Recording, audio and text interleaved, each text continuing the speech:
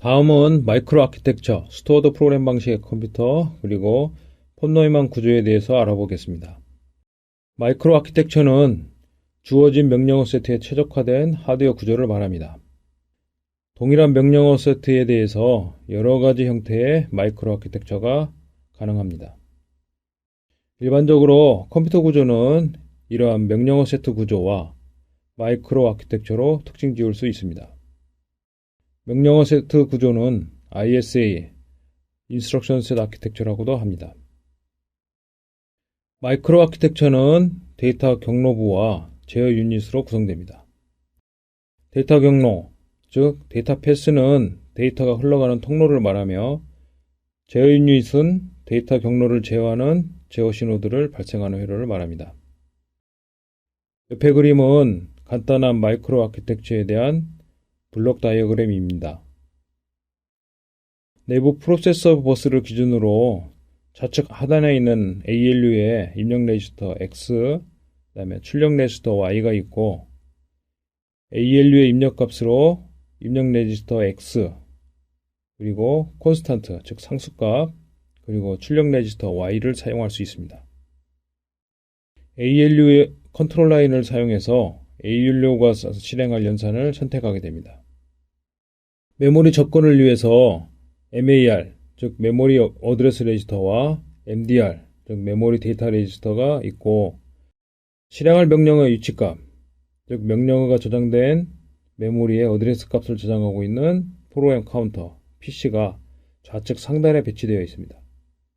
내부 프로세서 버스를 기준으로 해서 우측 하단에는 템포로 표시된 임시 레지스터와 R0에서 Rn-1까지의 범용 레지스터가 배치되어 있고 그 위로 명령어를 저장하는 인스트럭션 레지스터 IR이 있으며 이 IR 값을 해석해서 데이터 경로에 필요한 제어 신호를 발생시키는 명령어 디코더하고 제어 로직이 우측 상단에 위치하고 있습니다.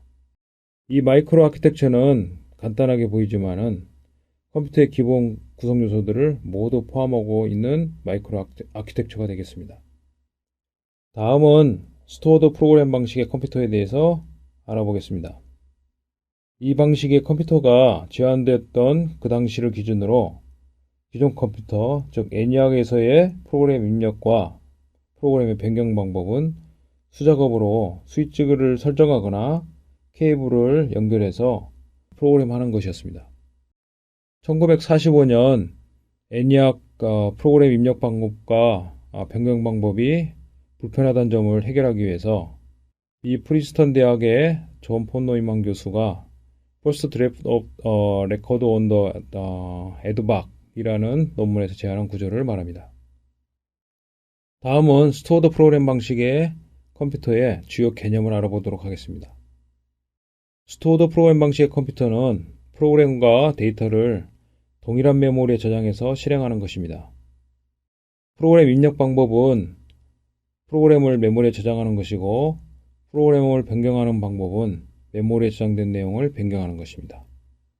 프로그램을 메모리에 저장해서 실행한다는 말은 지금으로서는 당연한 얘기로 들리지만은 수동으로 이 프로그램을 하나씩 입력하면서 실행하던 시대에서는 메모리에 프로그램을 저장한 후에 순차적으로 한 번에 실행한다는 개념은 전혀 새로운 방식의 컴퓨터였습니다. 다음은 스토어드 프로그램 방식으로 구현한 컴퓨터인 IAS 컴퓨터에 대해서 알아보겠습니다. IAS 컴퓨터는 앞에서 소개한 폰 노이만이 1946년 프린스턴의 IAS 연구소에서 설계한 최초의 스토어드 프로그램 방식의 전자식 컴퓨터입니다. 이 컴퓨터는 현재 사용하고 있는 범용 컴퓨터의 원형이 되는 컴퓨터로 폰 노이만 머신, 폰 노이만 구조로 알려져 있습니다. 아래 그림에서 보는 바와 같이 컴퓨터의 기본 구성 요소인 CPU, 메모리, 주변 장치가 모두 포함된 구조입니다. CPU 부분은 산술 논리 연산 장치인 CA와 프로그램 제어 유니트인 CC로 구성되어 있습니다. IAS 컴퓨터의 내부 구조를 좀 더 살펴보면 다음과 같습니다. 메모리 공간은 40비트를 워드로 해서 1K 워드를 사용했고 데이터는 1비트의 부호 비트와 39비트의 데이터 값을 사용해서 표현했습니다. 명령어는 20비트의 고정길이 명령어를 사용했었고, 이 20비트 고정길이 명령어 중에서 그 중에서 8비트가 명령어 유형을 표시하는 오피코드 필드로 사용되고 있으며, 나머지 12비트가 어드레스 저장 공간으로 사용되었습니다. 또한 메모리 한 워드에 2개의 명령어를 저장해서 한 번의 메모리 접근을 통해서 2개의 명령어를 인출할 수 있었습니다. 우측에 있는 그림은 IS 컴퓨터의 내부 구조를 보여주는 블록 다이어그램입니다. 크게 좌측 상단부에 ALU 회로와 좌측 하단에 PCU로 표시되어 있는 제어 유니트, 그리고 우측 하단에는 메모리, 그리고 우측 상단에는 주변 장치, 즉 입출력 장치가 포함되어 있습니다. 메모리 접근에 사용되는 메모리 어드레스 레지스터 MAR과 메모리 버퍼 레지스터 MBR이 포함되어 있고, ALU 관련 레지스터로 어큐뮬레이터와 곱셈 연산 결과를 저장하는 멀티플라이어 코티언트, 즉 MQ 레지스터가 추가되어 있습니다. 명령어를 저장하는 레지스터들은 좌측 하단에 PCU에 포함되어 있습니다. 먼저 명령어의 오피코드 부분은 IR 레지스터에 저장되게 되고, 메모리로부터 인출한 2개의 명령어 중에서 우측 명령어는 IBR 레지스터에 저장해 두고 있습니다. 이러한 IAS 컴퓨터 구조는 현재 사용되고 있는 컴퓨터 프로세서의 기본 구조와 크게 다르지 않습니다.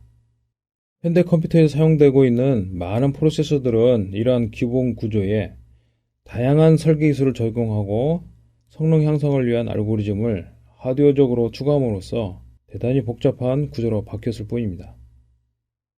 다음은 폰 노이먼 구조에 대해서 다시 한번 정리해 보도록 하겠습니다. 폰 노이먼 구조는 프로그램과 데이터가 동일한 메모리에 저장된 형태의 컴퓨터 구조를 통칭하고 있습니다. 이러한 폰 노이먼 구조의 특징은 데이터와 명령어가 읽고 쓰기가 가능한 하나의 메모리에 저장된다는 점, 그리고 메모리에 저장된 내용은 저장된 데이터 유형에 상관없이 위치 정보, 즉 어드레스만을 사용해서 접근할 수 있다는 점, 그리고 메모리에 저장된 프로그램은 순서적으로 실행된다는 점을 그 특징으로 하고 있다고 볼 수 있습니다. 앞에서 설명한 폰 노이먼 구조의 단점은 프로그램 코드와 데이터를 동시에 접근할 수 없다는 점입니다. 이러한 단점은 병렬화를 통해서 컴퓨터 성능 향상을 하고자 하는 마이크로 프로세서 입장에서는 굉장히 치명적인 약점이 됩니다. 현재 사용되고 있는 대부분의 프로세서들은 병렬화를 통해서 한 번에 하나 이상의 명령어들을 동시에 실행함으로써 실행 속도를 향상시키고 있는데, 이러한 폰 노이먼 구조의 그 단점은 명령어 병렬 실행을 방해하는 요소로 작용하고 있습니다.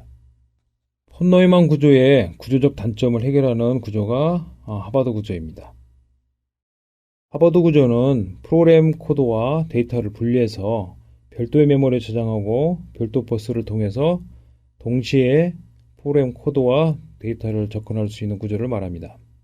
아래 그림은 폰 노이먼 구조와 하버드 구조의 차이점을 보여주고 있습니다. 좌측의 폰 노이먼 구조에서는 프로그램과 데이터가 하나의 메모리에 같이 저장되어 있고 CPU와 하나의 통로로만 연결되어 있습니다. 이러한 구조에서는 프로그램과 데이터에 대한 동시 접근이 불가합니다. 반면에 우측의 하버드 구조는 프로그램과 데이터가 각각 전용 메모리인 프로그램 메모리, 데이터 메모리에 분리되어 저장되어 있으며 CPU와 연결도 2개의 버스를 통해서 연결되어 있습니다. 따라서 이러한 하버드 구조에서는 프로그램과 데이터를 동시에 접근하는 것이 가능합니다. 프로그램과 데이터의 동시 접근이 가능한 하버드 구조는 명령어의 병렬 처리에 굉장히 유리한 구조라고 할 수 있습니다.